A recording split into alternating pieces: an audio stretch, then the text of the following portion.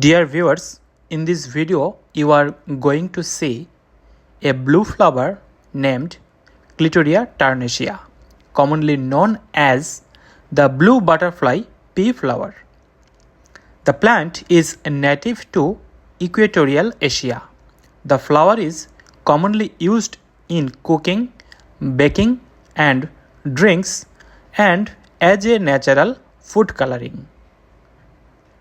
The Clitoria Ternatea is also used in traditional Ayurvedic and Chinese medicine. In this video, you will enjoy the beauty of this flower.